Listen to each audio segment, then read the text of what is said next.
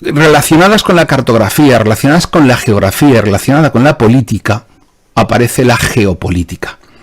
La geopolítica surgió en 1916 de la mano de Johann Rudolf Helen, más o menos, el sueco yo no lo tengo dominado, que fue desarrollado después por Karl Haushofer, y Kellen escribió una obra, Staten von Linsford, del politólogo, de este politólogo conservador sueco, al que se le considera, junto con Haushofer, el fundador de la geopolítica como disciplina. Y cuidado, y Haushofer también fue uno de los principales teóricos de esa idea que luego tuvo tanto recorrido, que se llamó el Lebensraum, el espacio vital. Bien, la geopolítica es el estudio de los efectos de la geografía humana y la geografía física sobre la política y las relaciones internacionales. Es un método de estudio de la política exterior para entender, explicar y predecir el comportamiento político internacional a través de variables geográficas. Bueno, la geopolítica obviamente se nutre de otras ciencias que le resultan auxiliares, como pueden ser la historia, la antropología, la sociología, la economía, la geografía, la cartografía. Pero básicamente la geopolítica se centra en el estudio del poder político en relación con el espacio geográfico, en particular con los recursos naturales y el territorio en correlación con la historia diplomática. Por lo tanto, podemos ver, si nosotros nos fijamos un poquito, que en este mapa que hemos visto hace un momento, podemos apreciar que la mayor masa terrestre del planeta está formada por lo que denominamos Eurasia. Eurasia es un área geográfica que comprende la masa de tierra continental, asiática y la península de esa masa de tierra que es Europa, la península euroasiática. Bien, este espacio geográfico está situado sobre una misma placa tectónica, de esas que digamos que de esas 5, creo que son 5, que forman la superficie terrestre y que chocan entre sí, que se extiende desde España en su extremo occidente hasta China en su extremo oriente. Es una masa terrestre que constituye el continente más grande del mundo, con un área aproximada de 52 millones de kilómetros cuadrados, lo que equivale aproximadamente al 36,2% de la superficie terrestre, y que está habitada por más de 5.000 millones de personas, el 72,5% de la población mundial, que genera más del 60% del Producto Bruto Interior Mundial, del PIB mundial, y cuenta en su espacio con las 3/4 partes de los recursos energéticos conocidos necesarios para dominar el mundo. Por lo tanto, quien controla esa superficie de tierra, controla el mundo, indudablemente.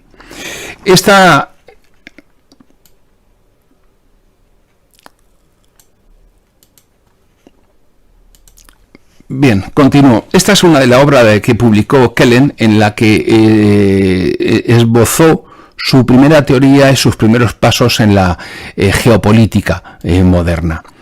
Bien, pues analizando esta realidad geográfica y esta herencia, si se quiere, de Kellen, nos aparece Halford John Mackinder. Mackinder es alguien esencial, porque ustedes y yo, cada vez que hablamos y nos vemos en un vídeo y que comentamos algo y damos una opinión, lo estamos haciendo basándonos muchas veces en las ideas de Mackellen, indudablemente.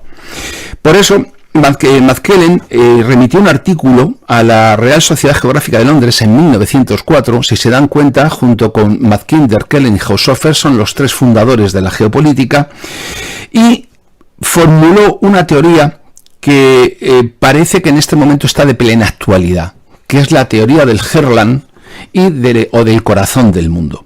La idea principal de Mackinder es que quien domina Eurasia puede dominar el mundo, y dividió la superficie del planeta en 3 zonas. Ese es el gráfico que reflejó Mackinder en su libro dirigido a la Real Sociedad Geográfica.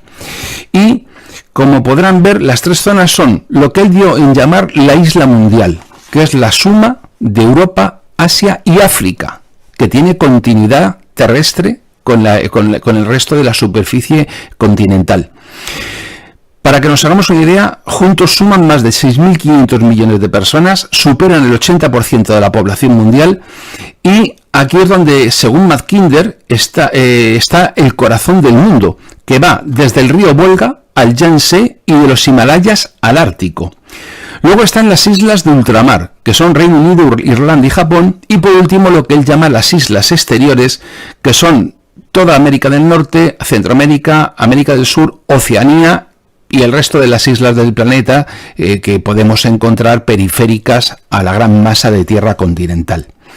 Bueno, en la época de Mackinder, ahora ya la parte teórica, digamos que la vamos cerrando un poco, ya vamos a entrar en otro terreno menos árido. En los tiempos de Mackinder, en ese momento estaba en pleno apogeo el Imperio Británico. El Imperio Británico era un imperio básicamente marítimo, una potencia naval. Controlaba toda esa superficie, prácticamente el 35% de la superficie terrestre a través de la flota. Y al poder del mar siempre se le ha llamado la talasocracia, frente al poder de la tierra, que es la telurocracia.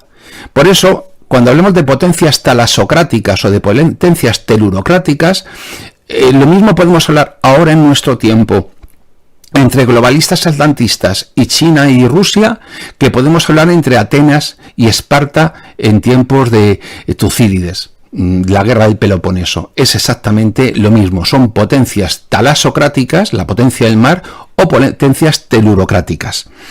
Bueno, pues este Herland de Eurasia era una zona que abarcaba, según para Mackinder,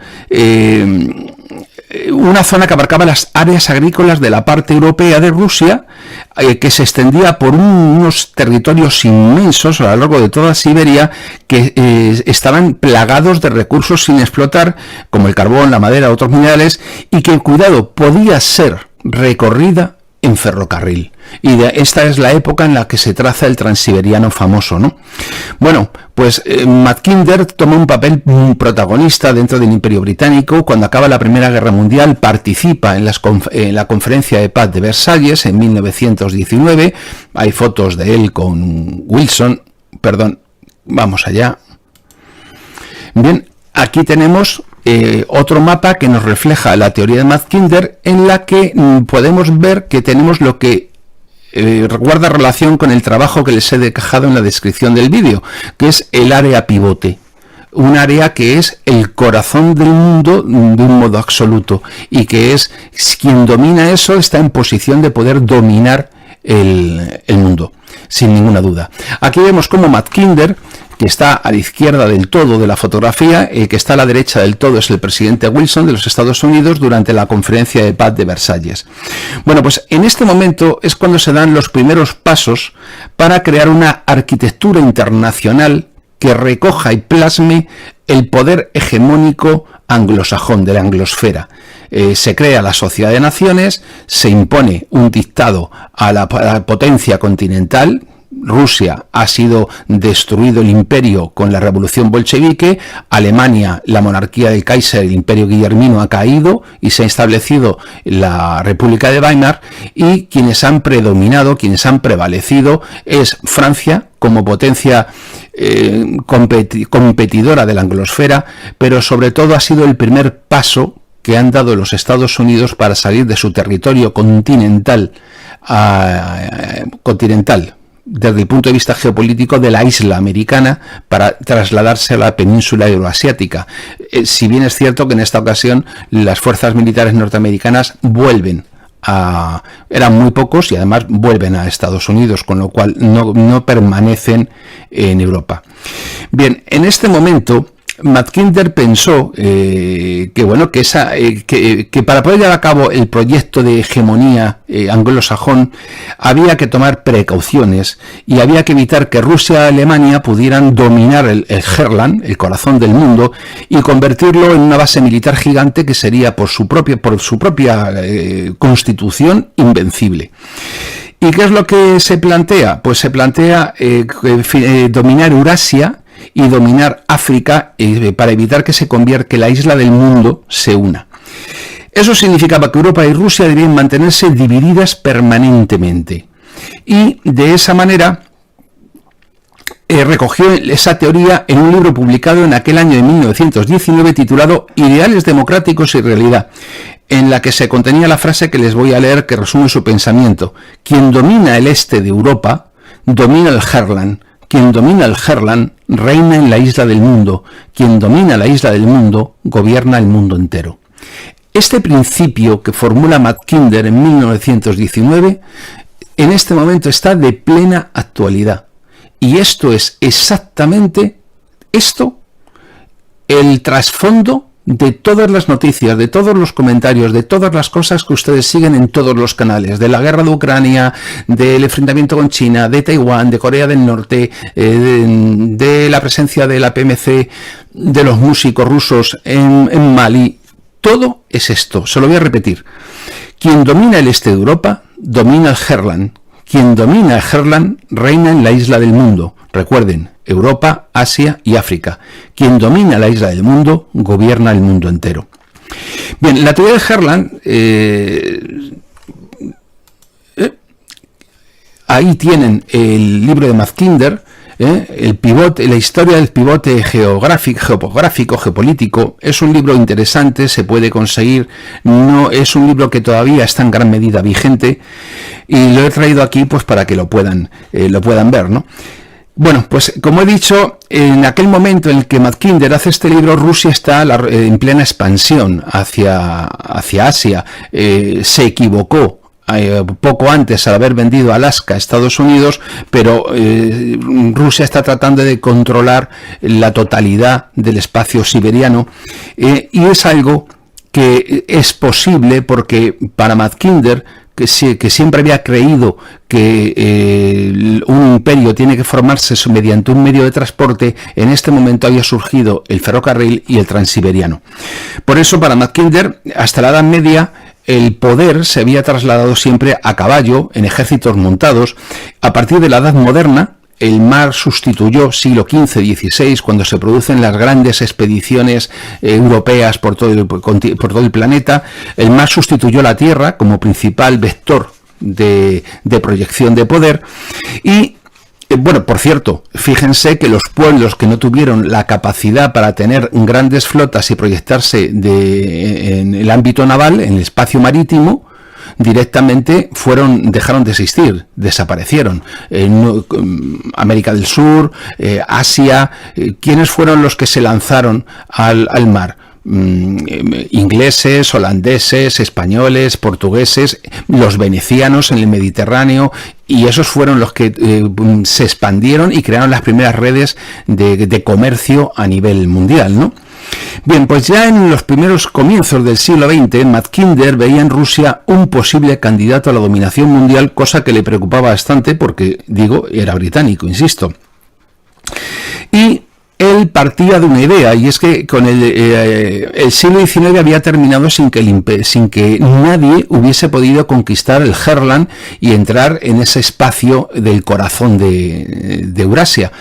Pensemos que aproximadamente en lo que Mackinder considera que es el Herland coincide habitualmente con lo que ha sido el espacio ruso, bajo una u otra denominación, bajo una u otra formación cultural histórica a través del tiempo.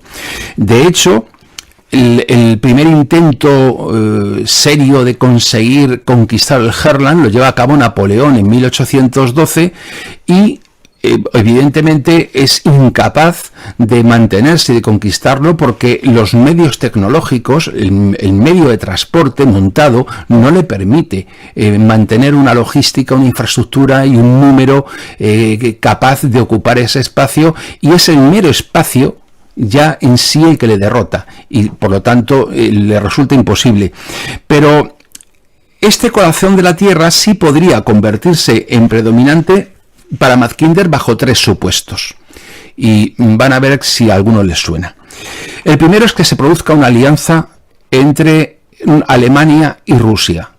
Eso hubo un momento en el que se produjo, porque en primer lugar entre el zar y el Kaiser, porque eran primos, porque a su vez descendían de la reina Victoria de Inglaterra, y ambos sistemas eran autocracias, monarquías, que estaban alejadas de los sistemas parlamentarios occidentales o de los sistemas de tipo liberal occidentales. El segundo era la invasión del oeste hacia el este. En 1941, con la Operación Barbarroja, Hitler lo intenta y fracasa. Ese es un intento de dominio nuevamente del Herland, y esta vez a caballo del ferrocarril.